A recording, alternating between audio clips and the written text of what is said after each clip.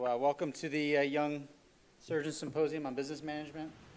Final speaker, Dr. Danisa from Loma Linda. He's going to be sharing some of his lessons learned in practice management. Okay, good afternoon. Those are really good talks. I'm Danisa from Loma Linda, and so not too far from here. So I'm going to give you a little bit of talk on a little bit of my history or background with spine surgery. So let's go. Okay, and here are my disclosures to make Dr. Phillips happy. And so I don't think there are any conflicts here, but here they are. So for those of you who are spine surgeons, I mean, we all kind of share our background. And here's a little bit of my background. So when I was a young spine surgeon, all of us have a history where we've trained, and just like you, worked really hard. So for me, what's a young surgeon? It's either someone in training or the latter part of training or a new practicing surgeon. A few differences. Obviously, all of us are working very hard to perfect our craft. The ones who are in training, we usually have somewhat limited responsibility, but those who are out and about, we have the ultimate patient responsibility. Whether you're a day out or 20 years out, you still have that responsibility. And there are some financial differences between the trainees and the new surgeons. Interestingly enough, regardless of whether you're a young surgeon or an experienced surgeon, just like we talked about the topic here, business acumen, really, we've spent such a long time learning about the art of surgery. What do we know about the business end or the business end of medicine? And most of us say very little. So I can say for spine surgery, for most of us, this is a thing coming from the JAOS, Yellow Journal in Orthopedics, about 20% of us go into academics, the other 80% go into some form of private practice. And that can be, you can see the minority there are in solo practice, but the majority are either in single specialty or multi-specialty groups. And now we even are having a greater number of people are going to be hospital employed. So that's the newest trend in surgery and in medicine in general. But so for those who are looking for jobs or thinking about jobs, what are the factors? Most of us will think like, one, you, the surgeon, and these are good questions. What am I good at? What am I not good at? And I think you should all think really hard and long about what that is, and what do I like to do? And also, what is the right fit? And it's sometimes very difficult to figure out for us when we're in training, what is a good fit for you? Some of the other options or factors are family, and you'd think the majority would say financials, making money. But interestingly enough, Merritt Hawkins' survey said 70% of us think of a desired location. So most of us, if you look in San Diego, boy, it's great to come out here. But if you look in spine surgery, I mean, you turn a corner, and the restaurant is a spine surgeon. So that may not be always the best place to be. So location actually is what a lot of young grads or people who are early in their careers are thinking about. So I talked about financials, and this is kind of crazy. So you think about financials. So in my training, that was about 20 years ago, but I was a PGY 7 when I finished. Look at how much a PGY 7 makes about now. And that's, thinking about, it's about anywhere from about $60,000, $63,000. But in contrast, look at the great mismatch where a lot of people who are in medicine now are in the negative. So if you think about it, about almost 40% have over $200,000 of debt, and about 60% of new grads have at least $100,000 in debt. So when you're making your decision, hey, what do I want to do? Have you ever heard that term, don't go shopping when you're hungry? Because that can be a big factor in when you make your decisions. So next slide, we'll say, okay, so the great, as Dr. Phillips mentioned, Becker Spine Review, the great expert or the great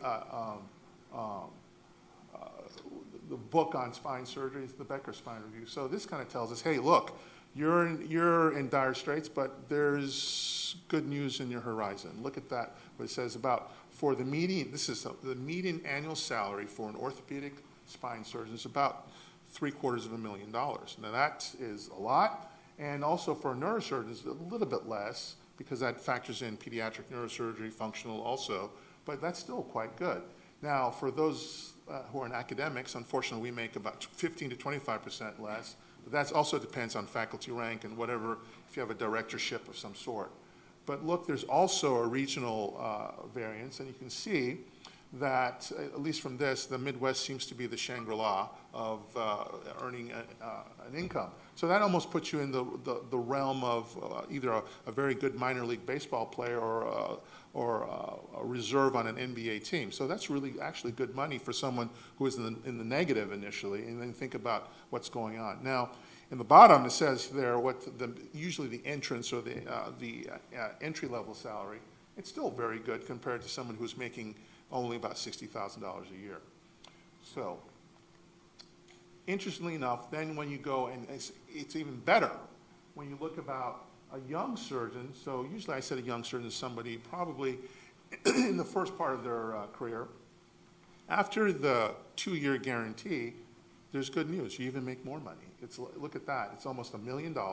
And for those surgeons who are actively in the prime, where you're really good technically, you also are very efficient, and look at that, it's about 1.2. Those of us who are getting a little near the twilight of our careers still make a very good salary. So that's when we talk about money and how that affects your decision what to look for, where to get a job. And we'll also add, finally, the all-important, interesting signing bonus. And it's interesting, I put this here with the signing bonus because a lot of people think, wow, more than just even moving expenses, the signing bonus can be a carrot that's been laid in front of you. But I want to warn you guys that the signing bonus can be, just like here, it's a tool to entice a beast of burden, and you might be one if you fall for that. So, interestingly, we talked about the finances, but look at this. This is a very sobering thing, also from Becker's. It says, for either neurosurgeons or or orthopedic surgeons, about 80% of people have left their first job within 2 years. So that tells me that even a young surgeon will be faced with, when you make a decision for a job, that you say, hey, this isn't for me and I'm going to have to leave. You can look at that in different ways of a breakup. Hey, it's you, not me. Did I make a wrong decision? Are the partners terrible? Is the practice experience bad? Or you can look at it in a positive sense. If that many people are having difficulty in changing jobs, so it may be an issue, it may be a slight setback, but at least so many people do it and can survive that, so it may not be a catastrophe. So this is me several years ago, and you can tell I had a lot more hair then. And at the end of my fellowship, I was very fortunate. I'm the son of 2 physicians, so I didn't have a debt. I was married and had, this is my son at the end of my fellowship. He was 2 years old. And so I really didn't have the monetary constraints or the worries that, or at least the financial burden a lot of people have. So when I talked to my mentors and said, okay, I've had this training, I'm going to work hard, and this is what I want in the future. And I asked them, what are the pearls of my practice in the future? What are the pearls in developing a business model or being successful, not only in spine surgery, but also being successful as a doctor or as a business person? And it's interesting that it's usually somewhat monosyllabic. These really smart guys who I look up to, they said, hey, work hard. And what does that mean to me? Or that all-important pearl, the 3 A's were ability, availability, and affability. What does that have to do with business contract? What does that have to do with marketing and things like that? So for me, in my first job, I was in the middle of my fellowship, and I was looking for a job. And interestingly, and I have here the picture of my head was somewhat in the clouds, or probably somewhere in another part of my anatomy. I just kind of said, hey, And I actually, when I was looking for jobs, I went on 3 interviews, and all were, being a son of an academician. I said, hey, I like academics, clinical practice, research, yeah. Teaching, okay, we know working with residents and fellows can have positives and negatives at times, and I can tell you that very quite honestly. And so I went on the interviews, and in the interview process, because it was almost like one of those Charlie Brown cartoons. Their mouth was moving. I didn't even hear a word they said, and I said, okay. And I saw my senior potential spine partners were these famous people, and I said, wow, I've read your paper. It'd be great to be part of this club. So I looked at the employment contract, and I didn't even have an attorney. It's like, hey, I'm this one little guy, and this is a huge medical center. And so I just kind of signed on the dotted line, got my medical license, and matriculated and moved my family.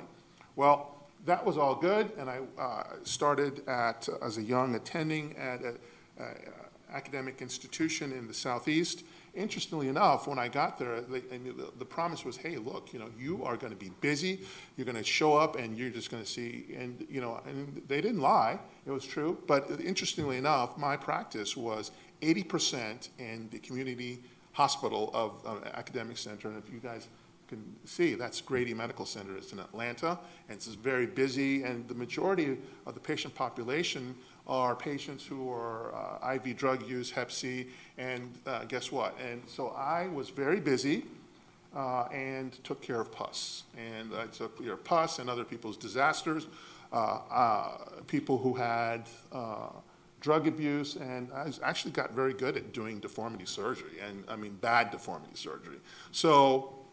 And taking care of that, I said, hey, this is an interesting patient population. I'd say almost 30% of my patients didn't show up for follow-up, which made me somewhat worried when I took my oral exam, because that's usually a red flag. And you really have to explain yourself why, hey, what happened to the patient? Oh, I did this huge surgery, and they never showed up for follow-up. And they kind of scratch your head. And if any of you ever, if you're orthopods, if you get an oral exam, you ever see Frank Eismont, or at the time, Henry Bowman, and they kind of looked at you, and he's like, oh my God, I'm never going to pass this test. But luckily, I did pass. But after that, this is obviously not me, but it was an episode of one of my favorite shows, Scrubs. And here you can see the two characters, there's JD and Turk, and that kind of was me, and the episode was burnout. So I made it past the 2 years, but after about 4 years, I was pretty burnt out. I had the similar patient population, and I can't say I was either a good surgeon, a good person, or a good husband. And so I had to kind of have a come to Jesus moment. And I said, so basically I had to have some conversations with close friends, with my wife, who I consider a close friend, and with myself. And so I have to do almost like a reset and say, where do I see myself, and structure what my future is. So in the short term, in the midterm, and the long term. And so, as I said, you have an action plan, and you have, what does it entail with my clinical practice? And I really wanted a little more variety. What I want to do with research, my involvement and to be more active in spine societies. And as Dr. Phillips said, he talked about industry relationships. And just as an aside, when I was at Johns Hopkins, I was a biomedical engineering major. And when I was there, I actually helped or actually started and developed a humeral nail implant. And as you were saying, stuff like that takes time. So I actually sold that to Ace Nail, which was a company that's been sold out and bought several times. But the money I took from that I had, and which is interesting because I invested it, and I'm sure some of you know, I didn't make a lot of money. I made like a couple $100,000. I invested in a small company, which you guys would know, it's called Cisco, and that money has gone quite well for me. So, so the other thing I wanted to talk about was I had to develop a business sense. So that, unfortunately, these slides I switched from Google Slides to PowerPoint. So I kind of had to know what my insurance, getting a better understanding of insurance contracts, even though in academics, you think like, hey, I just have to show up, and but knowing about insurance contracts, fee schedules, referral base, and just we had that very good talk on marketing, and also on whether, for most people you think, hey, I'm going to go to a town, I'm going to be a nice guy, I'm going to smile, take call, and that's my practice, everyone's going to know about me. But that's changed, even in academics. As we said, you have to have an online presence, you have to be able to give talks, whether it's in online, whether it's in the societies, whether it's in local, so that, or even to your primary care facilitators. And the other thing I would say, if you know nothing, is to understand coding, which is interesting because coding for us, is directly responsible for our compensation and our reimbursement. Who has more of an import, more at stake than someone who's making $12 an hour as a biller? So you should understand about coding. And if I were you, I would take a coding course about at least once every 5 years, and I've done that. And all our societies have them. The AOS has it, the AANS has it, and I've done that and refreshed and understand, since you are the one who's doing the procedure, you should know what it all entails rather than someone worrying about a Medicare audit. And that's, so that's very, very important. Next, to understand productivity and compensation. When I came out, as I said, I was very busy. We had business meetings, and we were talking about, and I mean, very rarely even made it to those things. We were talking about things like RVS, and I was like, what the hell is that? Does that have anything to do with me working hard? RVS was actually started in Harvard, and is like, I think in 1983, it's called Resource-Based Relative Value Scale. And that has now morphed into the RVU. Most of you guys, or people who are young, we talk about RVUs. It's been said that about 60% of all physicians, or actually 70% of physicians, are paid in some way due to the RVU scale. So when you look at RVU, you better make sure you understand what we're talking about. There are two types. One is the work RVU, which we know, and the total RVU. The work RVU, as it says there, is a standard for the value of work. So it actually can follow and show how productive you are, and also is directly responsible for your compensation. Interestingly, the work RVU, it's blind to payer mix, it's blind or the amount of revenue generated, and it's irrespective of the specialties. You're just giving a number for what you do, and it's also irrespective of geographic location. The total RVU is a little different because you have to take in consideration not only the work RVU, but the amount or the practice expense. And finally, the malpractice expense. So it's the relative risk of a CPT code. And then you merge that into what we call the geographic cross-practice index. And that's the bottom formula looks like something I used to hate doing, like algebra or something in like 10th grade. But so you take the work RVU, the practice expense RVU, the professional RVU, and that gives you the total RVU of the RVU itself. Well, what does that mean? Well, CMS is the one who uses the RVU, and they take that RVU system and they put it with a conversion factor. Now that conversion factor, some people have said that's either $36 or $40, and that tells you how much you're going to get paid for a procedure.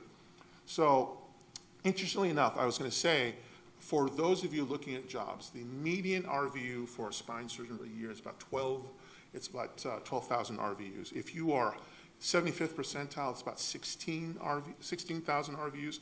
If you are doing these huge deformities and you're really humping it in the 90th percentile, you're doing about 20,000 RVUs. So you better be, so it's a good idea to know what those numbers are, because when you get these jobs and say, hey, this is how much you get paid, and then you want to know how to, if you can keep that up, you better know how many RVUs you're going to generate.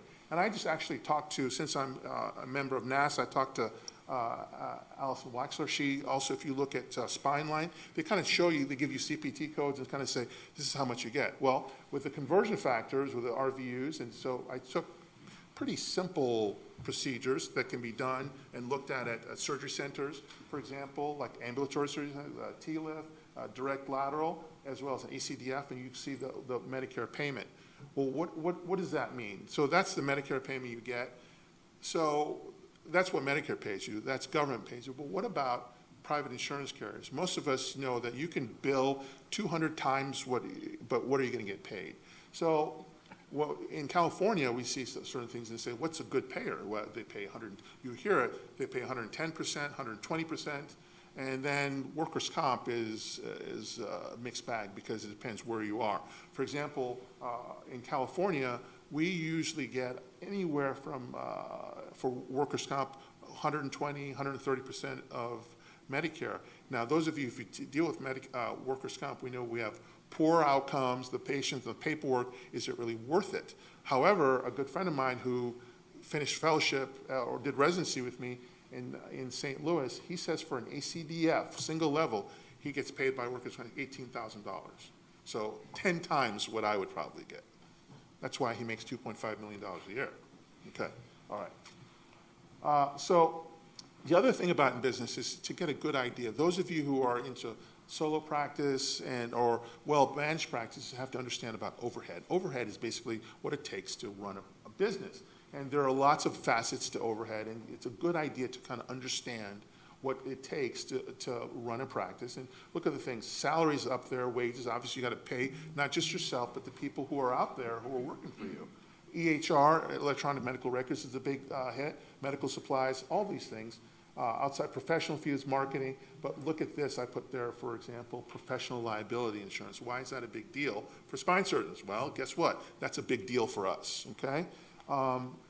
We actually, in New England Journal of Medicine wrote, was an article, when they talk about, if New England Journal of Medicine talks about it, you know it's a big deal. It's not just JNS or AOS. They talk about practice risk, malpractice risk per specialty. And there it talks about over 40,000 surgeons, 25 specialties. If you look at the numbers of just all physicians, about 7.5% have a malpractice claim, not paid, but malpractice claim a year for high-risk specialties. And who's that?